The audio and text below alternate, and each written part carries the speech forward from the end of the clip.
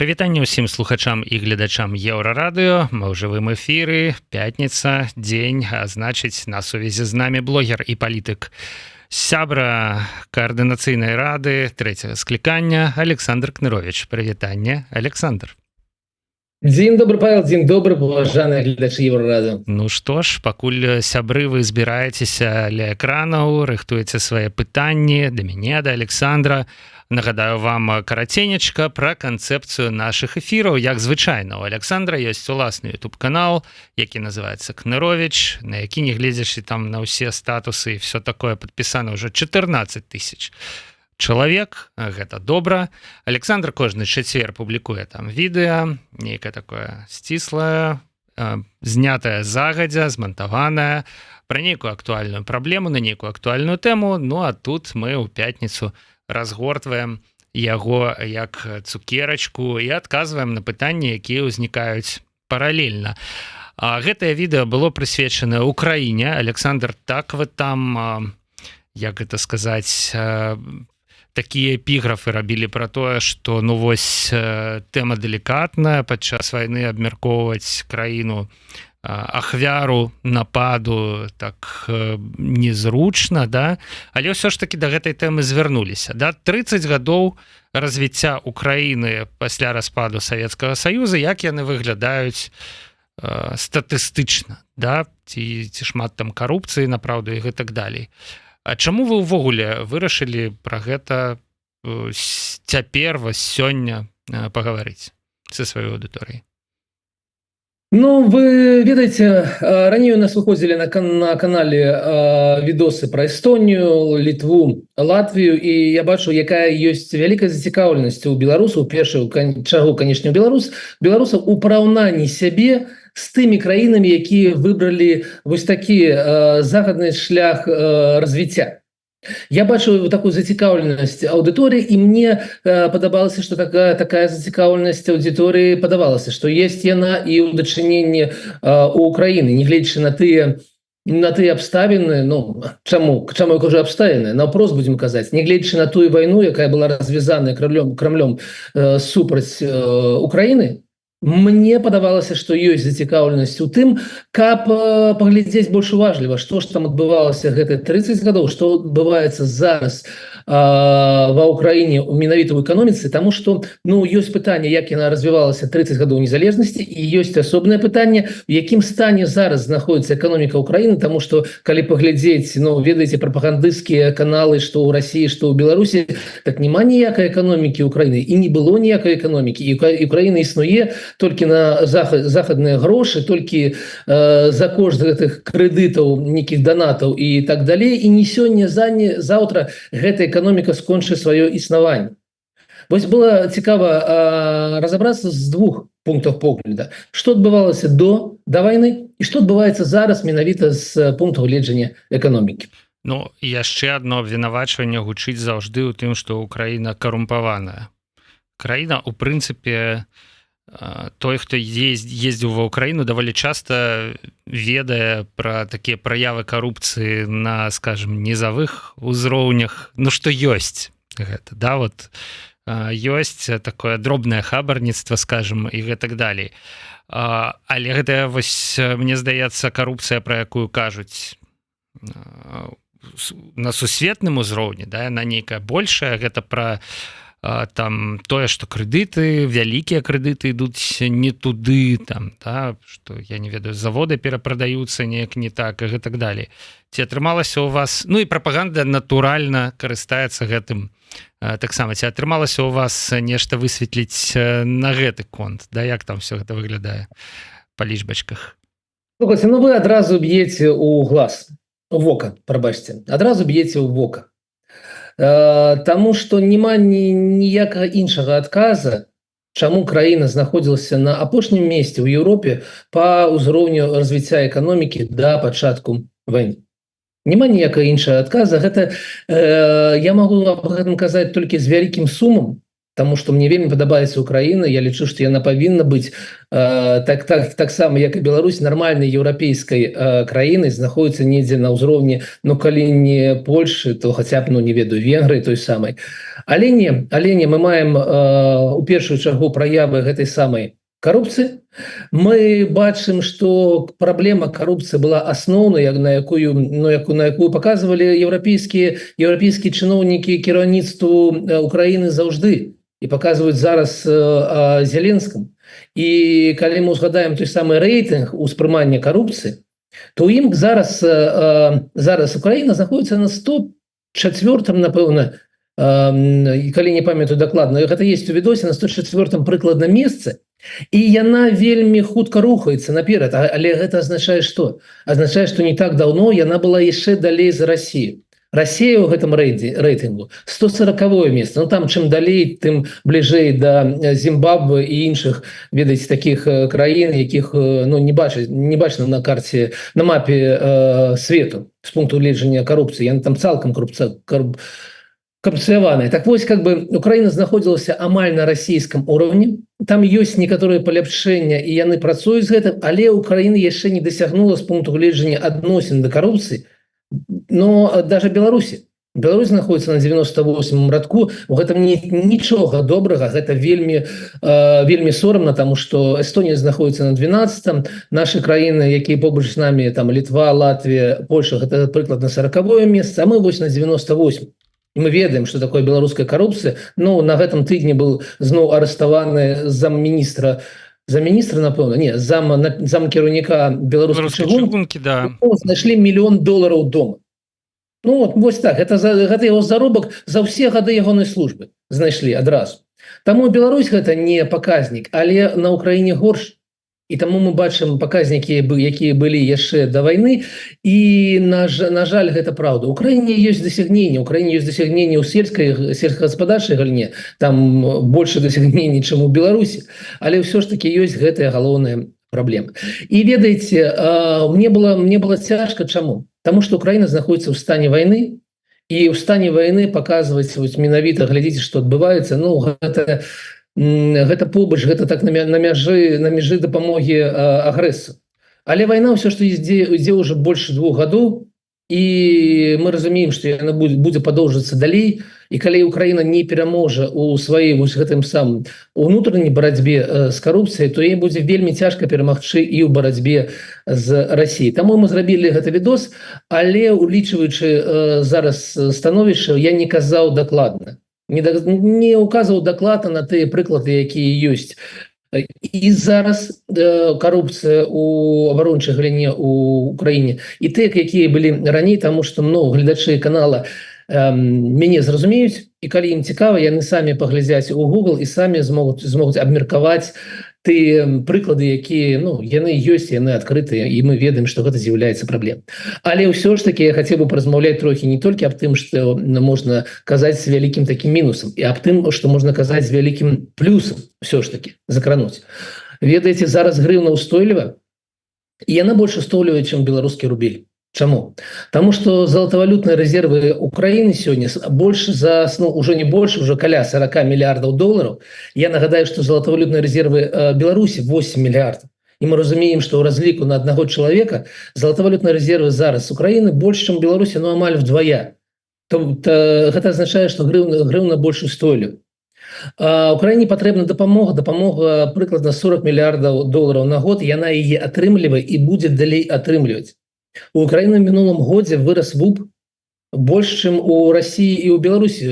Была хуткасць роста гэтага самого ВУП 5,9% у параўнанні з беларускімі 3,7%, там якімся таксама больш за 3 параўнаннем паказчык расійска. Таму Украіна зараз у цяжкім становішчы, але яна ў стабільным становішчы. І калі будзе дапамога поступаць так, як яна зараз поступае, то нічога дрэннага з Украінай менавіта з эканамічнага пункту гледжання не адбудзецца. Ну, ось бачыце, вайна ці нейкі вось такі іншы суворы катаклізм, катастрофа яны адразу подсвечваюць і ўсё добрае робіцца больш заўважным і ўсё дрэннае робіцца больш заўважным і карупцыя, ну про якую было папярэдняе пытанне, да, яна таксама робіцца больш заўважнай, тому што яна пачынае рэзка аказваць нашмат большы ўплыў, чым у мірны час. Ну у мірны час, ну там сцягнуў нехта нешта, да, там, ну не пачалі людзі жыць лепш так добра, як маглі б і мусілі б жыць. У вайсковы час гэта пагражае, ну, знікненнем дзяржавы фактычна, паразай, максімальнымі просто пераменамі. Але вось хочу учапіцца за іншую вашу думку. Атрымліваецца, што цікавасць да Украіны у аўдыторыі ўсё ж таки меншая, чым вось да Літвы, Латвіі, Польшчы, да, вось в плане вось такога разбору. А як думаеце, чаму гэта? Мы ўсе ўжо просто стаміліся ад вайны, ад таго, што адбываецца, да, і просто ўжо такой туннельны зрок, да, Украіна, не, давайте куды-небудзь у іншы бок паглядзім, іншае відэа паглядзім таксама. Вы маеце рацыю. Вы маеце рацыю. Я лічу, што ну, зараз мы бачым, што у нас на гэты момант там праглядаў міні за 6 тысяч, а как бы по іншым краінам было, ну, 2 разы болей пасля, ведаеце, пасля там амаль 24 гадзін пасля іх выхада. Таму я лічу, што вы маеце рацыю, што ўсё ж таки тое, што ўжо датычыцца Украіны, ну, глядзяць тыя, хто з'яўляецца такімі заўзятарамі майго канала, і не глядзяць тыя, якія выпадкова трапілі на канал. І гэта туннельнае мышленне, но мы можам пабачыць, як тое самае адбываецца, напрыклад, з беларускімі палітвязнямі і цалкам з беларускай палітыкай. Ёсць такія тэмы, ад якіх звычайны беларус ужо, канешне, стаміўся і жадаюць гаворыць пра нешта больш прыемнае, больш пазітыўнае і меней такое крануючае, ну, ведаеце, і сэрца, і душу, і такое меней балючае. То бок трэба нам... Калі чалавек нічога не можа з гэтым зрабіць, то ён можа сачыць уважліва, не ведаю, месяц, паўгады, год, а потым ён адварачваецца і глядзіць у нейкі іншы бок. Трэба нам ізноў упіраемся у тое, што пазітыўныя навіны шукаць, нейкім чынам все ж таки беларусаў натхняць на тое, каб прачынацца кожны дзень, па-першае, да, адкрываць вочы, усміхацца сонейку, значыцца, працаваць і гэтак далей. А мы іх, канешне, сваёй вось гэтай сумнай праўдай штодзённай. Так, але я лічыў сваім абавязкам гэта зрабіць. Я вельмі задаволены тое, што я зрабіў, хаця, паўтаруся, мне было цяжка гэта рабіць. Цяжка было глядзець на тое, як змяншаецца колькасць насельніцтва ва ўкраіне. Цяжка было лічыць, колькі людзей з'ехала, і мы разумеем, што з'ехала там амаль 8 мільёнаў чалавек, там зараз трохі больш за 30 з нечым мільёнаў, але прагнозы вельмі дрэнныя. Прагнозы якія? Прагнозы, што з 8 мільёнаў з'ехаўшых толькі мільён, магчыма, вернецца назад. І мы разумеем, што гэта людзі у самым тым узросце, калі трэба працаваць, калі трэба нараджаць дзяцей. І мы разумеем, што ў Украіне і пасля перамогі, а я веру ў перамогу Украіны, будуць вялікія праблемы з колькасцю насельніцтва, з эканомікай, і гэта асобнае пытанне. Таму, не гледзячы на вось такі песімізм, я лічыў сваім абавязкам гэта зрабіць, я гэта зрабіў, ну і будзем рухацца далей. Ну вось і таксама класная тэма, што пасля, да, і пасля перамогі Украіны, мне здаецца, відавочна, што дапамога не спыніцца. Наадварот, яна хутчэй за ўсё ў разы павялічыцца. Гэта ўжо будзе не дапамога, гэта будуць інвестыцыі, будуць заходнія кампаніі, будуць адбудоўваць краіну, зарабляць там. Ужо мы бачым, як Лукашенко прыцэльваецца на гэтую ролю. Між іншага, да, ну вам же там трэба будзе там то, гэта, да, вось бітум, цэмент, вось гэта ўсё, чым славутая беларуская прамысловасць. Вось што будзе з Беларусю на гэтым фоне? У мяне ёсць пытанне, і мне здаецца, што ну тут для нас вакно зачыняецца. Ну то бок, калі ўсе пойдуць ва Украіну, а Украіна, тут я згодны з пуцінскай прапагандай, з лукашысцкай, яна выглядае нашмат больш цікава для заходніх інвестараў, чым Беларусь, да, нашмат больш багатая краіна, разнастайная, больш рэсурсаў. таннейшая працоўная сіла і гэтак далей, да? Калі вось все гэта пойдзе, вся гэта движуха, да, пойдзе ва Украіну, і мы такія збоку, ну, ёсць небяспека такая, да? Ці вось яшчэ такое смежнае пытанне, ці украінцы все забудуць і зноў выстрояцца гэтыя бітумавозы ў Мазыры, і ну цэмент будуць набываць, і ўсё астатняе будуць набываць таксама ў Беларусі, ну бо блізка, таксама параўнальна танна і гэтак далей. Ну, давайте разберем по чарзе, да? Так, першае. Зараз ва Ўкраіне памер ВУП меней за 200 мільярдаў долараў, а колькасць насельніцтва падобная да Польшы, дзе ВУП 700 мільярдаў долараў. І гэта розніца гаворыць аб тым, што гэта вялікая магчымасць, калі там будуць добрыя умовы, калі там не будзе гэтай самай карупцыі, калі будзе заканадаўства і все тое, што трэба, каб увайсці ў еўрапейскі звяз. Калі гэта будзе, то гэта будзе наступная вялікая кропка для інвестыцый захадных ва Ўкраіну. Гэта будзе інвестыцыйны бум. Калі Зеленскі ці наступны прэзідэнт здолее зрабіць тое, што патрабуе еўрапейскі звяз. І, канешне, на гэтым фоне Беларусь выглядае, не выглядае як краіна, да якой патрэбны інвестыцыі, куды трэба ўкладаць інвестыцыі. Таму што мы бачым, што адбываецца. У нас как бы гэтае даўленне, ціск на наших інвестараў, ён же штодзень. Мы штодзень назіраем, як у кагосьці штосьці без всяких, ведаеце, судоў і прысудаў адабралі. Гэта штодзённыя моманты. І калі мы прыгледзімся да зараз, тое, што адбываецца ў інвестыцыйным смысле в Беларусі, то у нас ёсць адзін інвестор, гэта Россия. І все, ніякія іншыя краіны не жадаюць мець справы з Беларусі. Так будзе і далей. Гэта першае. Другое, калі украінцы забудуць пра вайну, пра тое, што з тэрыторыі Беларусі лецелі самалёты, што в ходзе войскі, што танкі на Кіев шлі з Мозыря. Што патрэбна, каб украінцы аб гэтым неяк забылі. А гэта беларусы вельмі хацяць заплюшчыць вочы і зрабіць тое ж самае, аб чым мы сёння казалі ўжо. На жаль, зрабіць так я не магу на гэта ніяк паўплываць, таму трэба я адгарнуся і буду глядзець на нешта іншае. Гэта нармальнае чалавечае павядзенне, але гэта не з пункту гледжання, ведаеце, некага грамадзянскае гэтага сумлення. Гэта вельмі дрэнна. І таму, калі беларусы лічаць, што яны змогуць вось так зрабіць на наступны дзень пасля перамогі, так мы ж тут з вами браты зноў, то я ведаю, што гэта дзесяцігоддзе. Гэта будуць дзесяцігоддзе, і патрэбна будзе праца, каб украінцы неяк прасцілі, прабачылі беларусам і пачалі працаваць зноў. Конечно, есть асобныя пазіцыі, што датычыцца, напрыклад, бензіну ці нечага іншага, якія будуць таннейшыя ў Беларусі.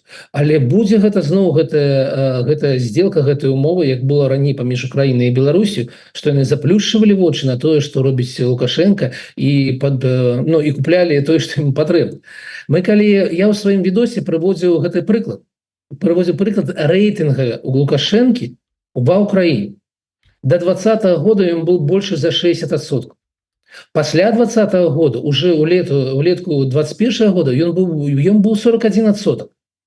То бок украінцы цалкам не жадалі ведаць тое, што адбываецца в Беларусі, і жадалі вось так ставіліся да рэжыма. Але гэта ўжо мінулае, і я лічу, што гэта будуць, канешне, гэта будуць дзесяцігоддзі, тым больш, што ніхто прабачацца зараз ні Лукашенко, ні Путін і не збіраецца. Яны лічаць себя, ведаеце, не тое, што пераможцамі, но мы бачым тое, што гавораць зараз і Путін, і Лукашенко. Яны ўжо шмат гавораць пра тое, што ім патрэбен мір. Яны кожны дзень уже гавораць аб тым, што давайте мы уже будем дамаўляцца неяк. Давайте мы уже неяк пойдем на некія перамовы, вы ж бачыце, што адбываецца і так далей. Гэта азначае, што ім патрэбен мір. Мы бачым у справаздачнасці эканамічнай, як тренд развернуўся. Калі ішоў наперад тренд і ў Беларусі, і ў Расіі, што ўсё ў эканомікі у нас добра, то зараз у гэтым квартале мы бачым, як ён ужо пайшоў у іншы бок. Таму яны патрабуюць міра, но гэта не азначае, што Украіна павінна ісці на гэты мір зараз, і што Украіна павінна пагаджацца за ўсімі умовамі і тым больш зноў купляць бензін в Беларусі? Ну яны-то патрабуюць міра на сваіх умовах, гэта мы добра разумеем, і сапраўды Украіна на гэта наўрад ці пагодзіцца. Але вось наконт бензіна я хочу сказаць, што хутчэй за ўсё пасля перамогі Украіны просто будзе вельмі шмат ізноў працаў журналістаў, якія будуць выкрываць, таму што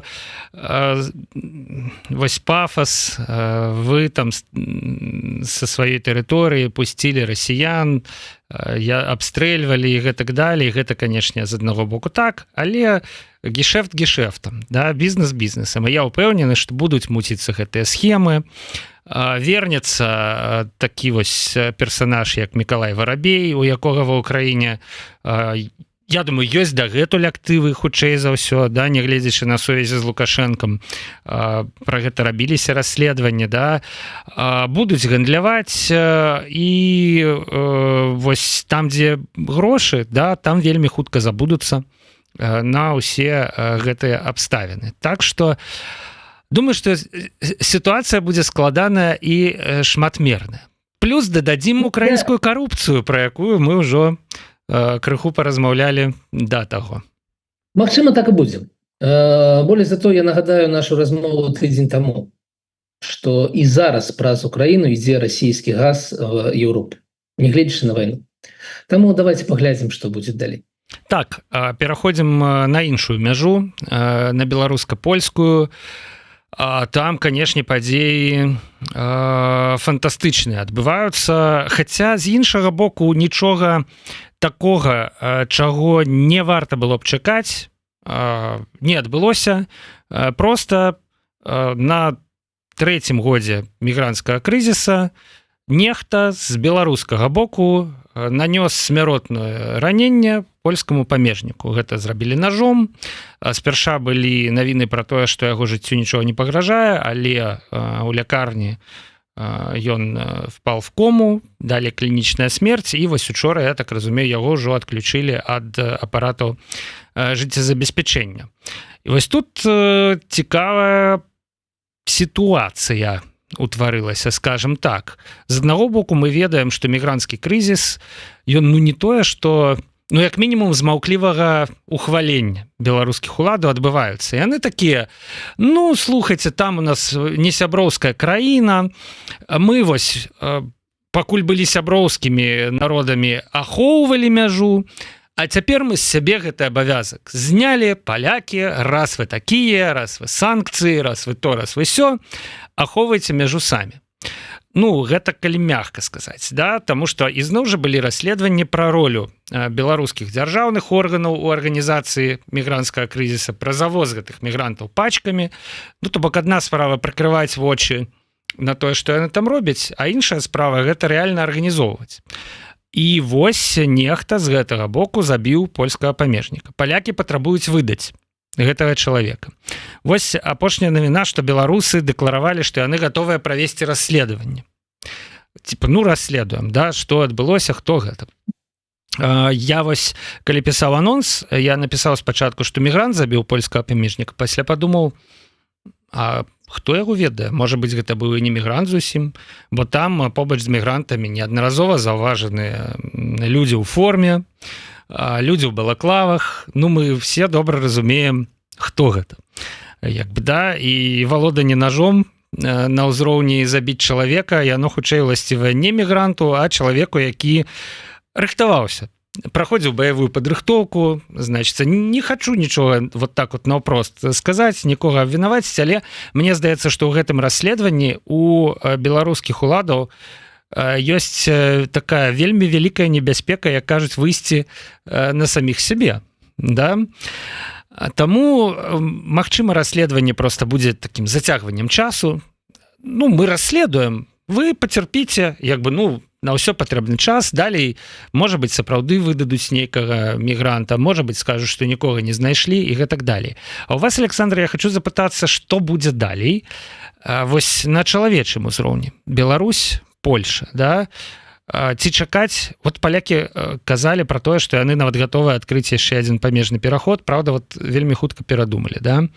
Ці чакаць пасля такога, што закрыюць нават нешта, што яшчэ працуе паміж Беларусью і Польшай, адзін грузавы, адзін пасажырскі пераход. Ну і другі як бы ўзровень гэтага пытання гэта на ўзроўні стасункаў паміж беларусамі і палякамі, да, што можа змяніцца.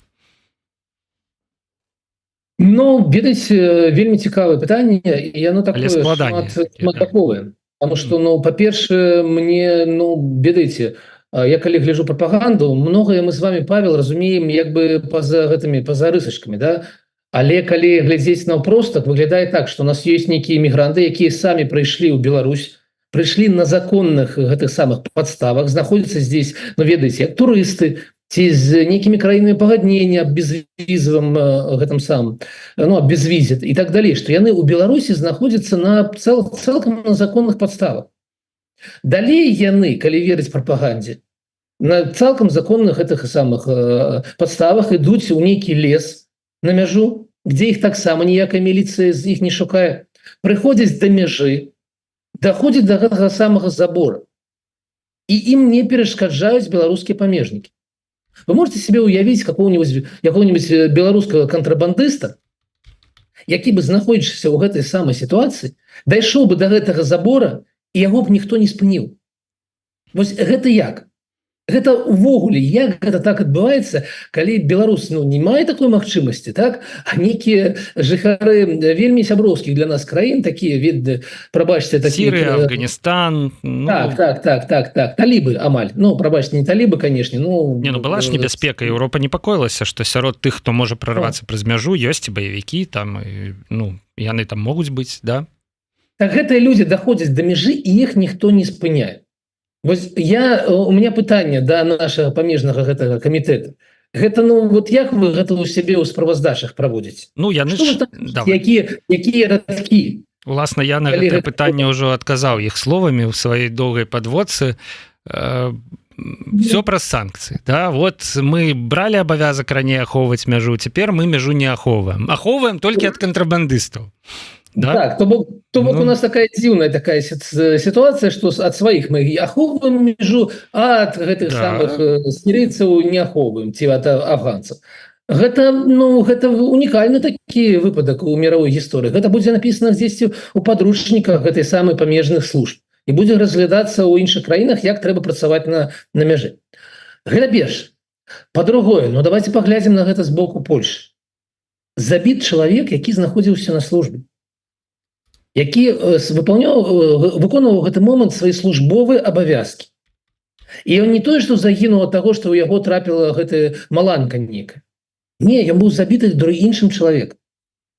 То бок яны, па-першае, у іх ёсць абавязак правесці расследаванне, па-другое, яны павінны прадавіць нешта Лукашенко і Беларусі, а па-трэцяе, не будзе ніякай рэакцыі ад Лукашенко. Вы маеце рацыю, калі кажаце, што гэта будзе, ну, гэта будзе тое ж самае, як зараз, ведаеце, з расследаваннем у Расіі, хто забіў Прыгожина, што адбылося, ці з расследаваннем гэтага самого тэракта ў Крокусе. Все будзе выглядаць вот так. Гэта будзе гадамі, нейкае будзе расследаванне, нічога з гэтага не будзе. Мы разумеем, што нічога не будзе. І таму польскія палітыкі павінны будуць неяк адрэагаваць. Што знаходзіцца ў іх у арсенале? Што яны могуць зрабіць? Яшчэ больш зрабіць санкцыі, у тым ліку перакрыць астатні памежны пераход. Ну, перакрыць для ўсіх, акрамя, там, не ведаю, дыпламатаў, гуманітарных нейкіх как бы гісторый і так далей, но перакрыць для нармальных звычайных беларусаў. То бок гэта, ну, ведаеце, гэта забойства, гэта будзе не на карысць тых беларусаў, якія зноў стаяць у чарге, якіх, ну, как бы уже прычапілася, што я іх не шкадую. Так не будзе каго шкадаваць, не будзе гэтых беларусаў чаргі, таму што не будзе чэрг, таму будзе жалезная заслона цалкам. Ну, магчыма будзе. Я не ведаю, што яшчэ можа зрабіць Польша, які ў яе ёсць арсенал. Тое, што Лукашенко не будзе нікога выдаваць, тое, што не будзе праводзіць ніякія расследаванні, ну, гэта зразумела зараз на 100%, таму што, ведаеце, ну, знойдзецца нейкі чалавек, і будзе пытанне, што ён рабіў на тэрыторыі Беларусі, як ён прыехаў. Калі яго выдаць у Польшу, то ён будзе ў польскім тэлевізоры распавядаць, што беларускія памежнікі яму памаглі гэта зрабіць, што нехта зрабіў гэтыя візы ці без візы давёз яго да Беларусі, што ён за гэта заплаціў некалькі тысяч долараў там у сябе ў Афганістане. І гэта ўсё будзе ў еўрапейскай прэсе. І напрыканцы ён забіў польскага памежніка.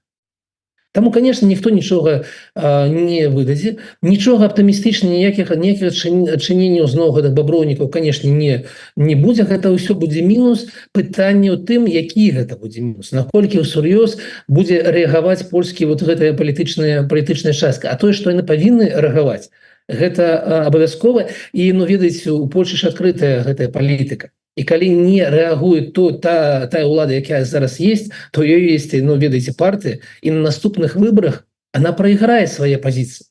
Таму яны павінны рэагаваць, пытанне толькі, якой будзе гэтая рэакцыя. Але на ўзроўні таком асабістым я не думаю, што гэта будзе ну неяк пагаршэнне адносін паміж менавіта палякамі і беларусамі.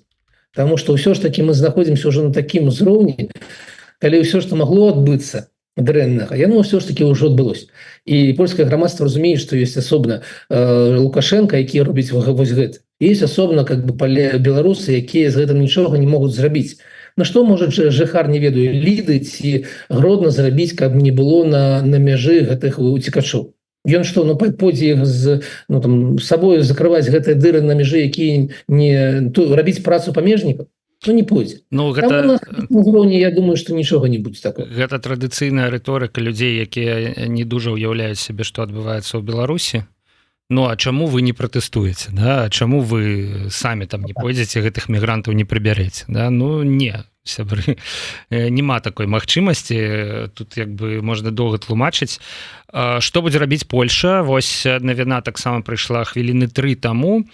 Сёння таварыскі матч паміж зборнымі Польшы і Украіны пачнецца з хвіліны маўчання, але не прысвечаны не вайне, не ахвярам вайны, а якраз прысвечаны памяці загінулага на мяжы польскага жаўнера.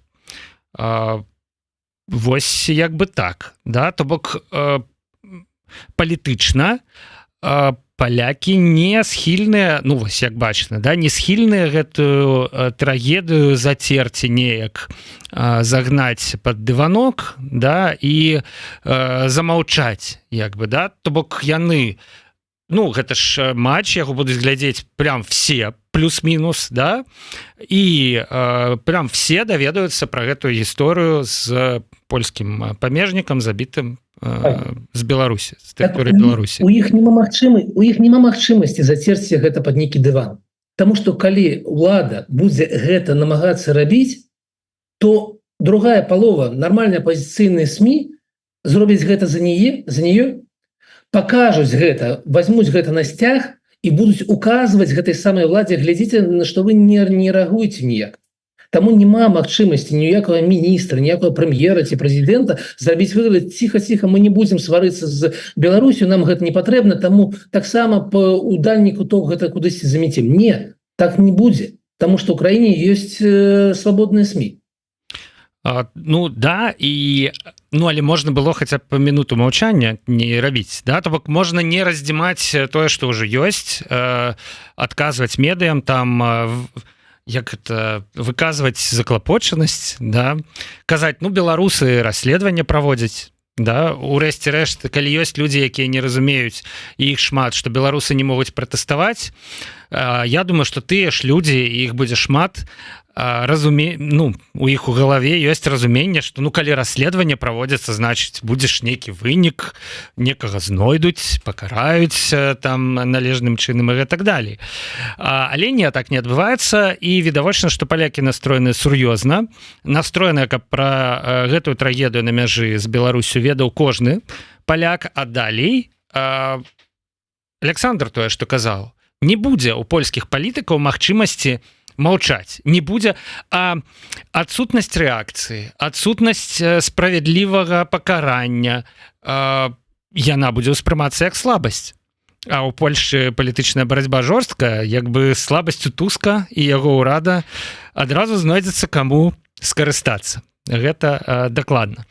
Я, дарэчы, вось падумаў, што прыйшоў час прачытаць каментары крыху, Александр, таму што мы, направду, ўжо блізкія да заканчэння. У нас яшчэ ёсць адна важная тэма.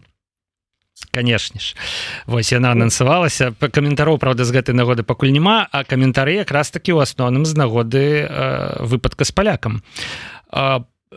я вам еще раз говорю, вы доиграетесь поляков за усы дергать, вы что думаете, они не ответят, они скоординируют план с американцами и раскатают диктатуру в ноль, мозгов нет, пишет нам биаробот. Ну гэта такая, конечно, канспіралогія ўзроўня боженька. Вось мне здаецца, что таких наступстваў якраз не будуць, не будзе, да, але будуць все ж таки, гэта не гісторыя про амерыканцаў, гэта гісторыя про беларусаў і палякаў, про два ўрада, две суседнія краіны, якія вось так вось адна з адной на такім этапе ўзаемадзеяння.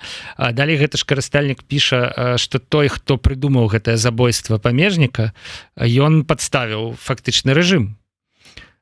Тут я вот якраз готовы пагадзіцца, але мне здаецца, что нема такога, что нехта адмыслова некага накіраваў забіць гэтага чалавека. Просто на мяжу Беларусі і Польшы прыязджаюць вельмі розныя мігранты, адні з сем'ямі, бауламі і вельмі дрэнна выглядаюць пасля 2 тыдняў знаходжання ў лесе, і ў польскай прэсе, дарэчы, ёсць гісторыі пра іх таксама, а іншыя як бы з нажамі, і ім надакучвае крыху тое, што адбываецца, і яны пачынаюць агрэсію нейкую выказваць, агрэсію канкрэтную.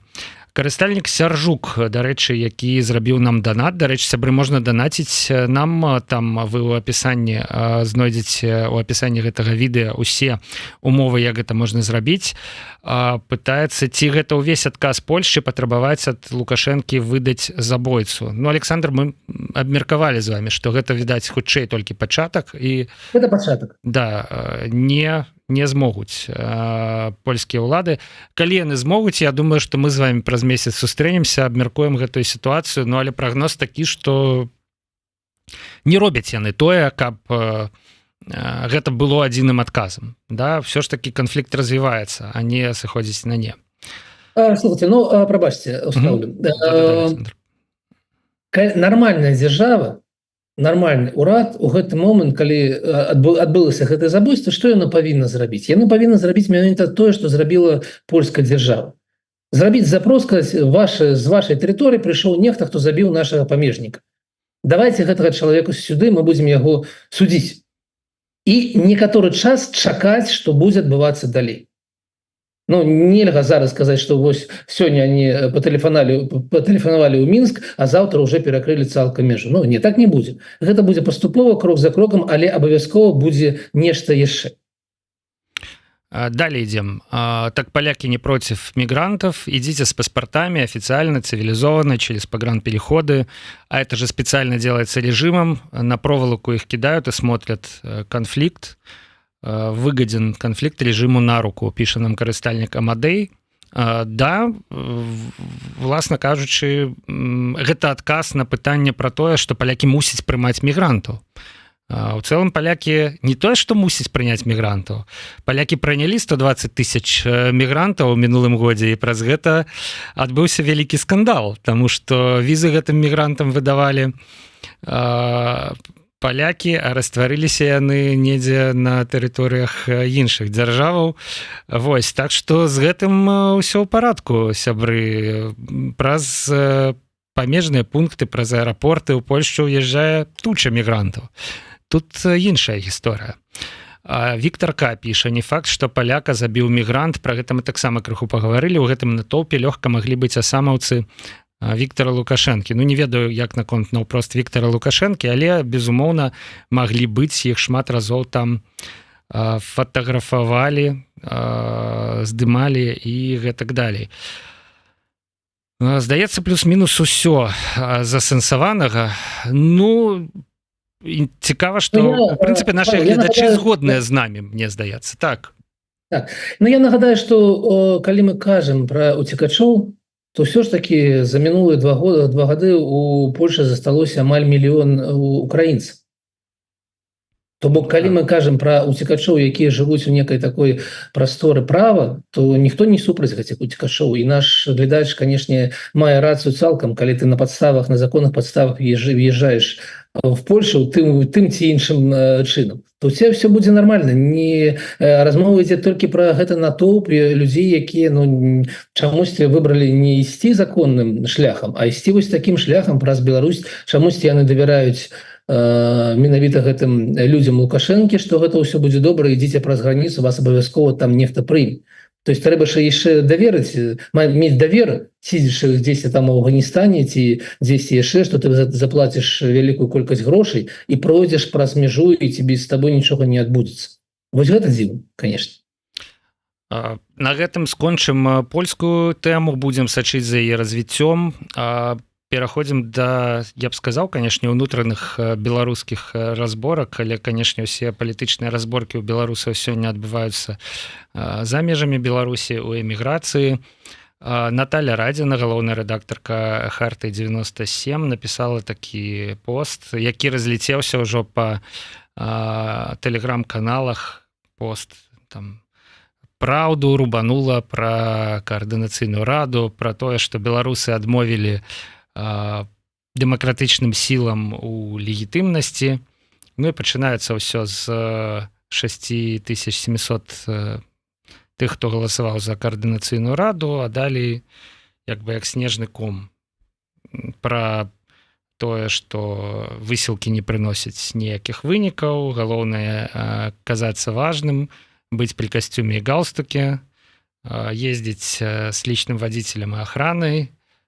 Вось гэта ўсё, ад чаго Наталю Радзіну ванітуе. Александр, што адкажаце на гэтую крытыку? Салідны, сур'ёзны чалавек, галоўны рэдактар выдання, даволі з вялікай гісторыяй, 27 гадоў Харты 97, калі так палічыць. Вось. І, здаецца, камень і ў ваш гарод таксама. Ну, здаецца, але ў мяне няма ахраны. Я не еду на лімузіне. Нема, але вось гэтыя 6700, яны цяпер, канешне, 6723, паправім Наталью Радзіну для справядлівасці. Ну, частка, канешне, аргументаў на ўзроўні, а яшчэ акуляры надзеў. Конечно. Я з вялікай павагай стаўлюся да працы Наталі Радзінай, і трэба мець моц і упёртасць такую, каб рабіць тое, што яна робіць 27 гадоў.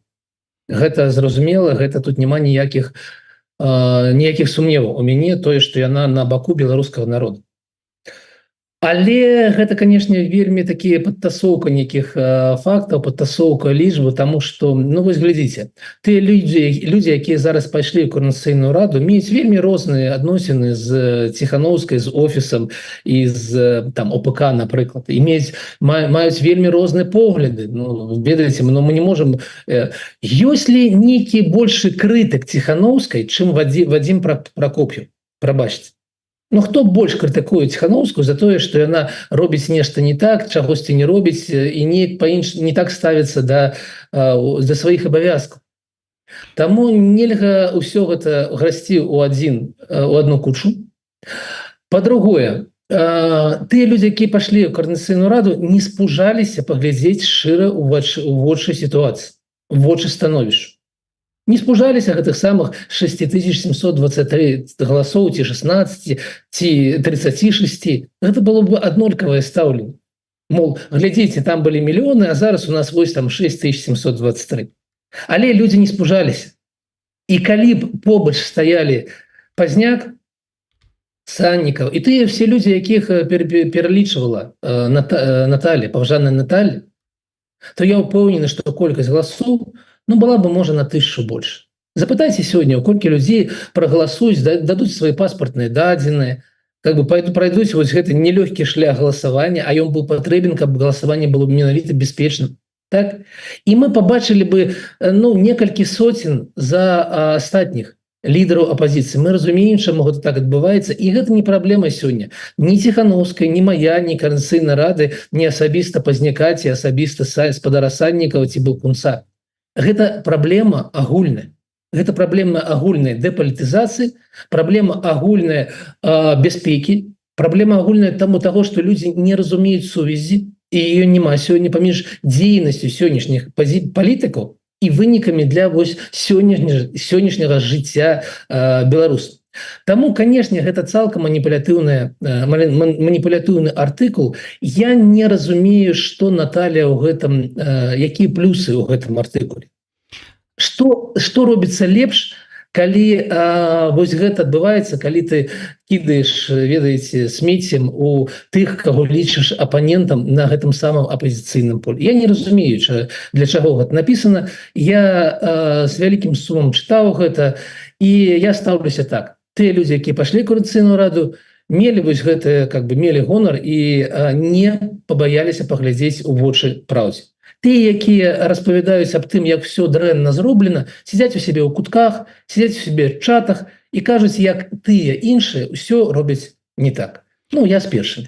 Ну, то бок, класна было б, калі б крытыкі, адказ увогуле такі, далучыліся, показалі б, колькі ў іх выбаршчыкаў. А то такое адчуванне, што вось не пайшоў Саннікаў у Коардынацыйную раду, ці там не пайшоў Зенон Пазняк, а калі б яны пайшлі, то яшчэ 10 000 галасоў дакладна там, напрыклад, за Саннікава, ці за Пазняка там 20 000 галасоў. Вот просто так вось і было б. Але ж мы не ведаем, таму што гэтыя людзі не ўзялі ўдзел у выбарчай кампаніі, не паказалі нам сваіх шматлікіх прыхільнікаў, якія былі гатовыя прагаласаваць і ад імя якіх, прадстаўляючы якіх яны, уласна кажучы, і крытыкуюць цяпер тое, што робіцца Ціханоўскай, Латушкам, Коордынацыйнай радай і гэтак далей. Так што некая вось такая вось сітуацыя, да? Павел, але ж мы ўсё ж таки не тое, што ведаем, а можам сябе уявіць, што было б. Калі мы паглядзім на сацыяльныя сеткі усіх тых самых палітыкаў, якія не пайшлі да Коордынацыйнай рады, ад палітолага Балкунца да паважанага гаспадара Пазняка, пабачым іх і пабачым сацыяльныя сеткі Латушкі. І мы можам сябе уявіць, якая была б актыўнасць, колькі бы людзей прыйшло, і была б гэта лічба, ведаеце, на некалькі адсоткаў большая, чым яна здарылася. Таму яшчэ раз падкрэслю, трэба мець смеласць і шчырасць, каб паглядзець у вочы сённяшняй праўдзе. Дзякуй вялікі, Александр. Ізноў мы перабралі хранаметраж, як звычайна, 46 хвілінаў замест 35, але ладно. Здаецца, было цікава. 1000 гледачоў проста цяпер назірае за нашай размовай. Дзякуй вам вялікі, шаноўныя гледачы, шаноўныя слухачы. Падпісвайцеся, калі ласка, на YouTube-канал Александра Кныровіча, які так і называецца Кныровіч. Падпісвайцеся на YouTube-канал Еўрарадыё, калі вы знаходзіцеся у бяспецы. Стаўце лайкі гэтаму відэа.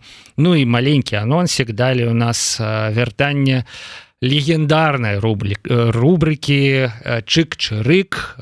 Гэта там, дзе мы с Алексеем Сапрыкіным чытаем твиттер уважліва і распавядаем вам пра тое, што хвалявала беларусаў, пра тое, што яны пісалі словамі самых абазнаных і самых, бадай што, рэзкіх крытыкаў, тых, хто нешта неяк выказвае пра навіны, якія адбываюцца, пра падзеі. Гэта тыя самыя твітарскія. Так што вось літаральна праз 3 хвіліны гэта ўсё пачнецца. Александр, Дзякуй вялікі. Ну і я даем тут свае устрыцы, і на наступным тыдні буду уже в утульнай студыі Еўрарады, ўжо будзе у нас больш так лампава. Дзякуй за тое, што былі з намі. Ну і сустрэнемся праз тыдзень. Чакаем, Александр, і чакаем на наступным эфіры нашых дарагіх слухачоў і гледачоў. Пакуль.